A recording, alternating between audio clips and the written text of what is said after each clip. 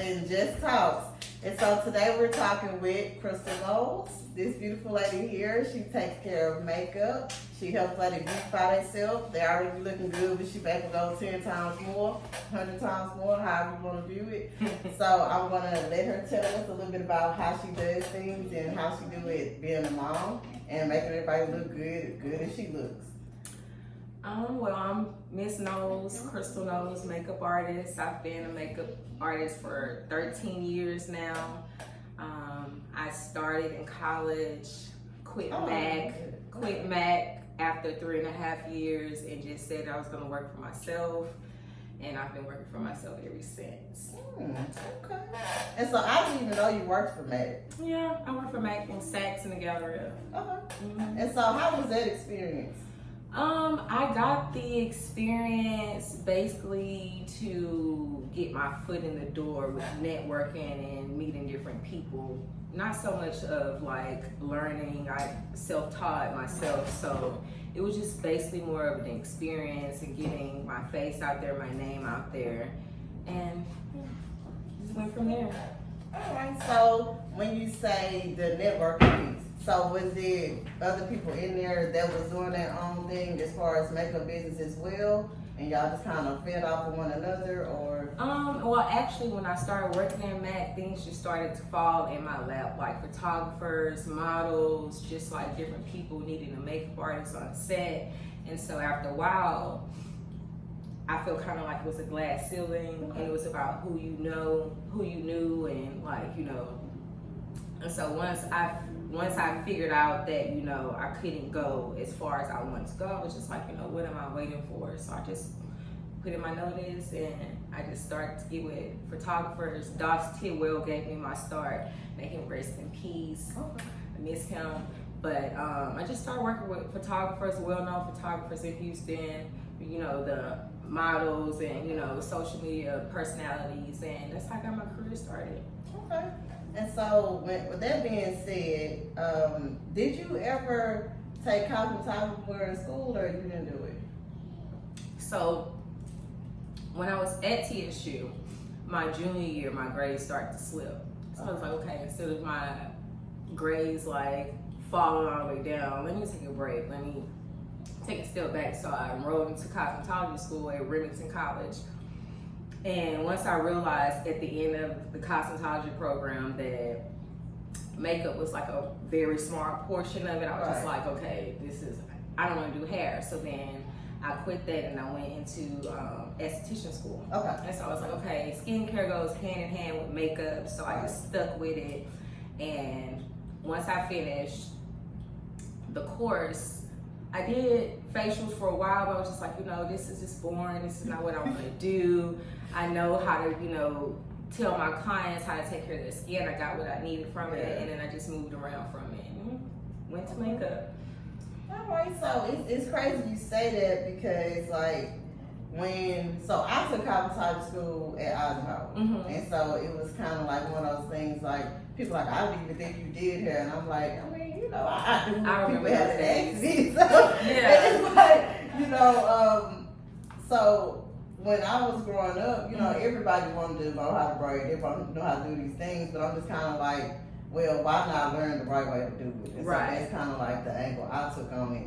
And so for you to identify, like, early on before finishing the program, that what you really was trying to do this big. Because some people don't. They sit there, they finish their whole program, then they can't do nothing with it. And they figure out, like, well, why did I do this? Like, why did I waste my time? It's like, yeah, I'm not supposed to waste my time with something. But crazy thing is now that I do my hair all the time because, you know, hairstyles is fucking expensive, excuse my French, but they high as hell, and I'm learning how to do my hair, and I just want somebody if someone show me how to do braids, could you show me how to do braids? But yeah, like, you know, hair is an essential for these day and times, especially people that take care of your real hair. You know, a lot of cosmetologists, they don't take care of your hair. You know, they don't care at all. So, you know. Okay. Well, I learned something new, and I'm excited about that. So, Krystal and I actually went to high school together. She graduated before me, but we ran track. Right. And so it's just like every time I would see you, you know, on social media, I'm like, I know her, we got together. And it's just like, I was like, people say, oh man, you just know everybody. I mean, I remember them in school, but I don't really know them per se. And yeah. so, and I tell people, like, don't be saying that because that's not the truth. You know what I'm saying? Like, we all went to school together. Yeah, but I know of her. Yes. You know, like, you know. Yes. And so it's like the more like, I feel like we were supporting each other. You were supporting me, I was supporting you. It was love. Like, it was just organic. And it was like, it wasn't like forced. It went like, right. Because, you know, some people, and I won't say names because it's their business, but I see some people, you know, they try to like manipulate situations and try to get ulterior motives, And I'm just like, I don't want nobody to ever think that's what I'm doing because I take my craft and my life seriously. Right. So, you know, to let people in your area, you're giving your energy away, to me that's big. And so I just want to tell you that I love how you present yourself. You know what I'm saying? Thank you. And that's one. And I appreciate you for having me because I've been literally wanting to do a podcast. I've been wanting, and like, you know, I have friends that do podcasts, and knowing I don't take nothing personal, but I'm like, I got a lot of stuff to say. Right. And you know, I feel like I'm an intelligent person. I'm well-rounded. I've been through a lot of things. And so this is my first time. You broke my cherry. So hopefully you just keep rolling in after this. But I'm excited to be on here. Thank you. Yeah. And so one thing I wanted to really like capitalize on is like all the things you do on top of being a mother. Like, how does that make you feel that you can practice your craft and you can, you know, take care of your baby? It's hard. It's hard, but I would say being a mother is not hard for me. But everything else that comes with being a mother, like, you know, just being a human being and like, you know, getting up working and like getting up motivating yourself, being productive, like not staying like stagnant is hard. It's really hard, and you have to give yourself pep talks, and you have to like, you know, motivate you. You have to be your own motivational speaker, and it's not for the weak because people have become entrepreneurs because society has forced them in the past 2 years. But I've been this way since like for 13 years, like I said, and I don't want to work for anyone.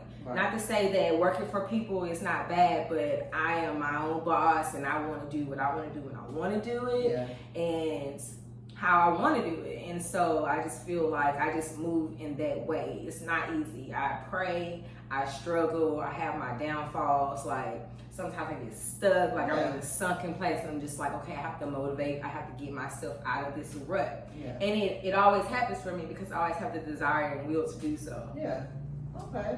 And so I like that you said motivate yourself. I try to tell like my mentees, because I became a mentor on accident. That was what I was trying to do. Right.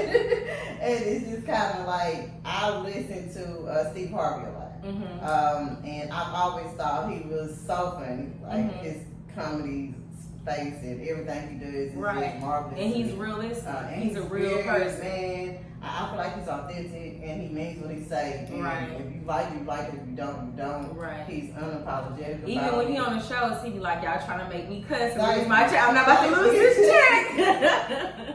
It's just, you know, knowing where you stand. You know what I'm saying? And because, well, you know, I was in law enforcement as well. And so it's just kind of like that part of that I brought. They work out for you. It was cool. A black woman in law enforcement. Early on, it was hard because when I first became police officer, I was like 22, 23. So it's kind of like I'm still technically a baby adult. So they try to play with you. It was a lot because the first department I worked in was predominantly white, and so it was an experience. Can I ask you a question? Like, do they try to turn the good people, or do they let the good people be good?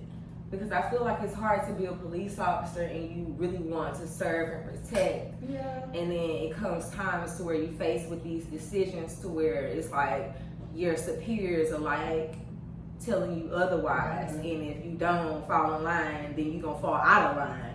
And so I feel like that's why integrity has always been my like backbone. Because like if you can do what you're supposed to do when nobody is watching, none of it even matters. Because if you're gonna fire me, you're gonna fire me because you don't like me. It might be because you caught me slipping, or I was doing something, you know, that was biased, or I was being racist, or anything like that. Because crazy thing, when I was working at one of the high schools as an officer, one of the parents, it was a Hispanic boy and a black boy, and the Hispanic boy jumped the black boy first, and then when the black boy came and jumped him back, you know, I didn't arrest nobody. I let the administration handle it because at that point, it's you come to y'all doing tit for tat. So if I'm arrest somebody, I'm gonna arrest everybody. And so the dad, you know, of course, he was Hispanic. He said, "Oh, well, she's racist and blah blah blah." And I'm like, well, at the end of the day, I can't really even be racist because I'm part Hispanic. They both niggas. At the end of the day, I'm sorry. Both niggas. Hispanics and blacks. All minorities. And it's kind of like, you know, in a way it bothered me, but then I'm like, you know what? But that's life. That's life. You know, and you try to be as professional as you can. And so that was my thing. Everybody was like, I act the same way regardless of where I'm working at, and it's because I'm me. Like I'm just authentic. Like if you don't like me, I'm fine with it. If you like me, that's cool. But I'm not here to make nobody like me. I'm just here to do whatever job I'm sitting here to do. I'm here to give what I can give and keep it moving. And I just feel like when I was looking at your profile and, you know, when I was seeing things you would post, I'm just kind of like, she has many faces. You know, she can be however she needs to be when she needs to be. And that's the kind of people I like around me. I don't like fake people. I don't like, you know, I know how to deal with people the way I need to without being disrespectful. So I just feel like when you can be around people that's on the same page, you know, you out here working hard, you focus on what you need to do for you and your baby, and to me, that's big. And so when I saw that, and I kept saying, I said, man, I gotta get her on here. And I'm like, you know, and at first, I know I had reached out to you a few times, so I'm like, man, I'm gonna go on here and set it up. And so, you know, with this being spring break, because, you know, I work at Cashmere, bless their heart, the Rams. And so, we off right now, so I'm like, let me take advantage of this and be as productive as possible. And so, here we are, March Madness. I said, I'm going ahead and showcase, you know, just entrepreneurs in general. And you the first one for this segment, so look at you. So, I just really appreciate you, and I want you to continue, like, just kicking ass. Like, I'm JessTalks with cuss, so don't be judging me. So be grown. We take care of business. But it's just like seeing that to me was a motivation. And you know what? I really appreciate that, because a lot of people, they're like superficial. They're superficial, and they don't see what is really on the surface. They see what is the facade, or they see what they want to see, and a lot of people don't give you like your props or your motivation, like when you need it. And it's not like, you know, you need a cheerleader to say, hey, you've been a great mom, or oh, you know. But sometimes it helps for somebody to just notice and say that, and like, you know, I appreciate it. Cause my thing is everybody's on social media all day. They see you post stuff. They see your stories. If you on there, you gonna go through it. Why not like it? Why not throw it in there? Not support. They just lurking, and I just like, I'm really trying to wean myself off of social media. Once I figure out how to not promote myself on social media, to where I'm so big to where I don't even need the platform of social media, because I feel like every time I'm on social media it's something negative. It's just always negative. And so it just like, if you focus on it, is what is there for it to get your mind wrapped up in things that are not reality. And so I feel like that plays a big part in a lot of people's demise. And so Cause my thing is everybody's on social media all day. They see you post stuff. They see your stories. If you on there, you gonna go through it. Why not like it? Why not throw it in there? Not support. They just lurking, and I just like, I'm really trying to wean myself off of social media. once I figure out how to not promote myself on social media, to where I'm so big to where I don't even need the platform on social media, because I feel like every time I'm on social media it's something negative. It's just always negative. Yeah. And so it just like, if you focus on it, is what is there for to get your mind wrapped up in things that are not reality. Right. And so I feel like that plays a big part in a lot of people's demise. Okay. And so, yeah. That's big what you said.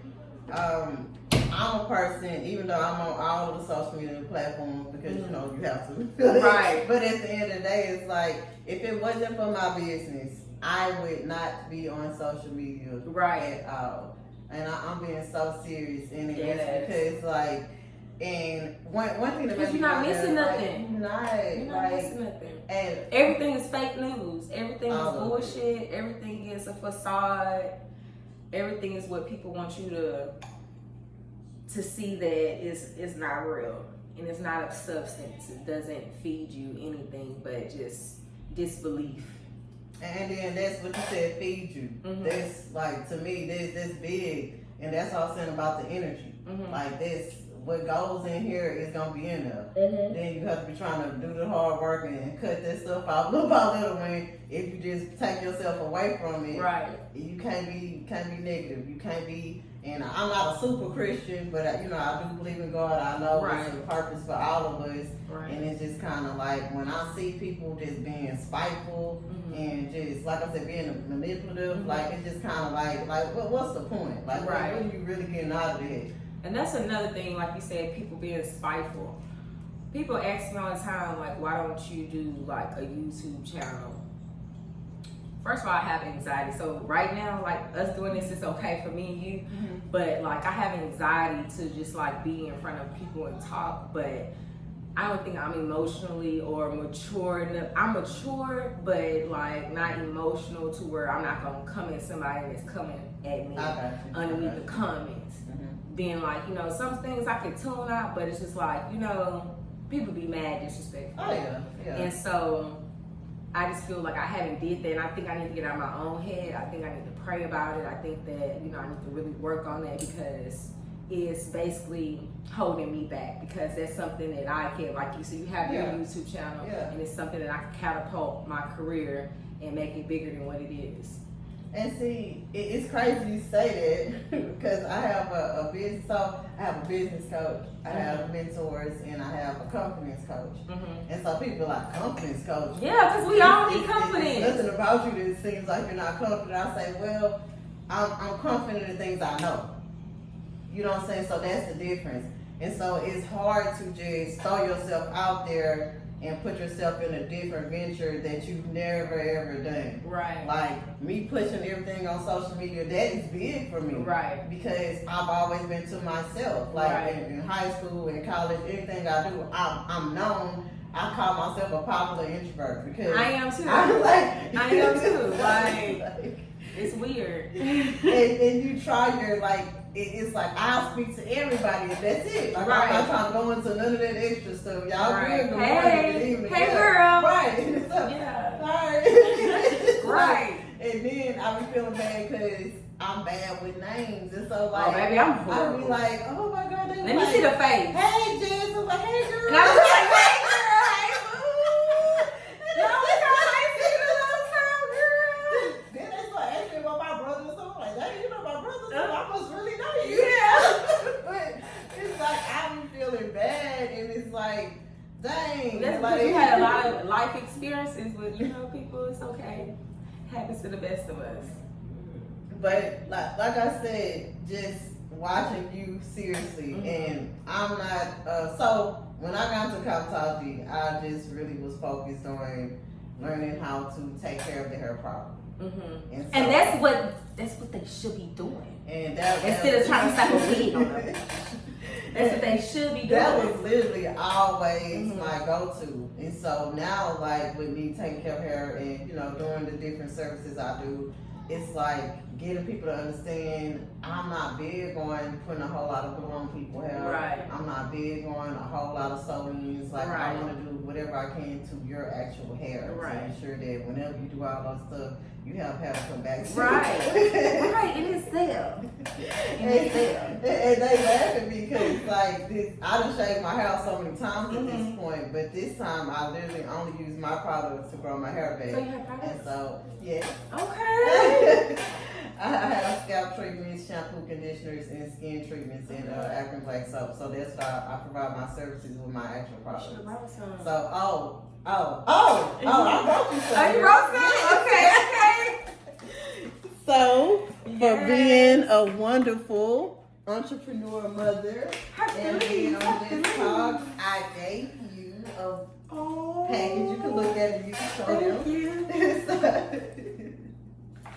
And so I just I like to share what I can. And so that's one of our new products. It's a shea butter moisturizer. And so the base of it is shea butter, citrus oils, and rosemary herbs, and rose water. All natural ingredients. Yes. And so what you do Ooh, it is smells refreshing. you apply it and you rub it in, and you can put it like on the hair, just like how you do like LIV moisturizer. But it's it holds wet? Well. You can or do dry? Wet, dry, Okay. don't matter. I tried to make sure that because I wear my hair Both ways. And so it is crazy because everybody. So you have a manufacturer, you have the connect with like mixing your thing, or you do it from home? Everything myself. Okay. I do everything. Okay, myself. with the razzle dazzle. Okay. And That is everybody was awesome. like, how you even learn to do that? And it's just, it's so many things that happen in my life. Right. And it's just kind of like, I have very dry scalp. And so I came up I have with oily scalp. so it's crazy you say that because my shampoo it assists with that because it gets the extra debris and stuff out. And so all of my products is an oil base, but that's because it leaves the hair moisturized and not dry.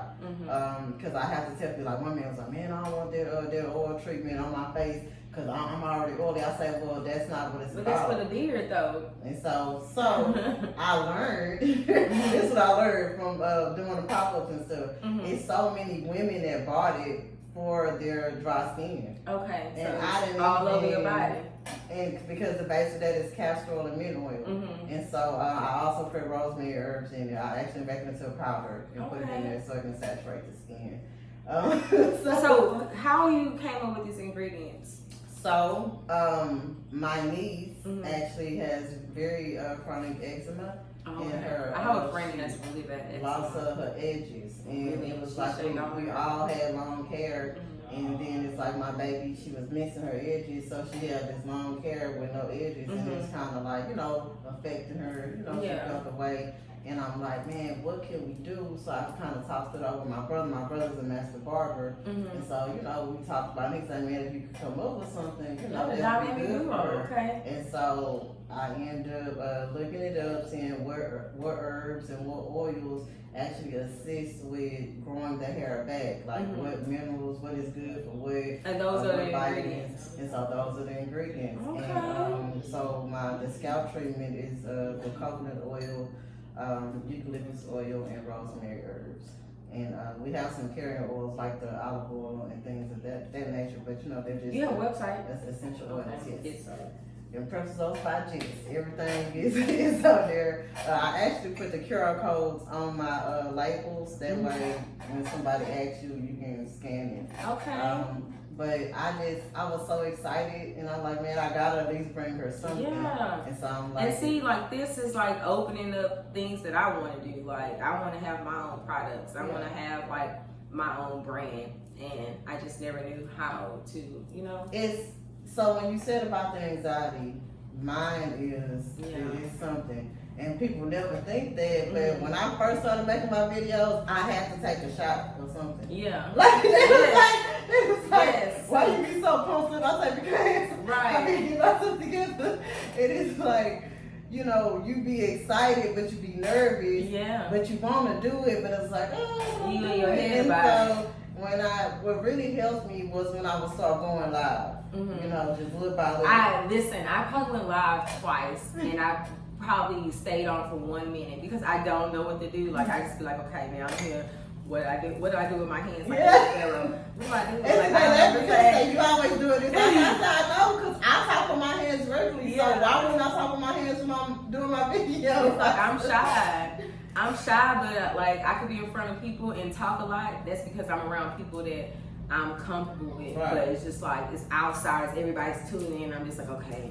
You know My what nerves. helped me with that though? What? Doing the events. When I do pop-up shops and network events, because it's like, that's what you gotta do. Like, Right. and I had in my mind, if I don't give away all these cards, why did I come here? Right. And so that's how it started. And it's like, when I'm doing my promotions and showing people the products, they will laugh at me because I'm just like the people at the perfume bar. I'm gonna spray you, I'm gonna on you, and they like, you don't even know what they want. I don't care if they want. They gotta see me. Yeah. They gotta see my product. They gotta smell my stuff. And it's crazy how many times I done put the oil on people and they be walking around and it feels good. Like that's like, man, what was that you put on my hand? Right. It's just like then it goes into that. And they say, you just go up to people and say what you want. So I say, what you gonna say? Either you gonna get it or you're not gonna get it, but you gonna remember my face, you're gonna remember my logo, you're gonna remember my bottles. Right. So that's real. That's real. That's real. Whenever you want to talk again, you know, I'm free. You know, we can schedule something, we get together. But I just really wanted to capitalize how wonderful you have been, how hard you have been working, because I feel like people don't pump us up enough. Right. And like you said, it's easy to just go buy people's stuff. Like, oh, okay, Right. I see they doing some whatever. Right. But it's like, and like you said, no harm to nobody that don't reach out. But it's kind of like, why not? Why not? Like, What is it gonna hurt? It's hurt? actually probably gonna help you, make you Yeah. feel better than the other person that you're reaching out to. And you're doing something because we God's people, and that's what you're supposed to be here for, to help one another. That's strong what you Right. said, for real. No, for real, when Yeah. you said that, I felt that. Yeah, I feel that deeply. Well, I appreciate you. I And appreciate you too. This is Krystal Knowles, and it's Jess and JessTalks. Can I have a hug? Yes.